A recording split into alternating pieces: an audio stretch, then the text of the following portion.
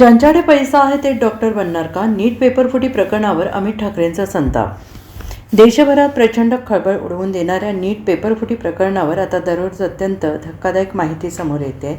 National testing एजन्सीच्या परीक्षा प्रक्रियेत सहभागी असलेला रसायनशास्त्राचा माजी प्राध्यापक PV कुलकर्णी याला CBIने अटक केल्यानंतर या घोटाळ्याची व्याप्ती किती मोठी आहे हे स्पष्ट झालेलं आहे. या प्रकरणात आत्तापर्यंत देशभरातून 9 आरोपींना अटक करण्यात आलेली आहे. अशाच आत्ता या प्रकरणावरून महाराष्ट्र नवनिर्माण सेनेचे युवा नेते अमित ठाकरे यांनी आक्रमक पाऊल उचलले असून त्यांची एक फेसबुक पोस्ट सध्या सोशल मीडियावर व्हायरल होते. अमित ठाकरे यांनी विद्यार्थ्यांच्या आत्महत्येला ही भ्रष्ट सिस्टीम जबाबदार असल्याचा थेट आरोप केला आहे.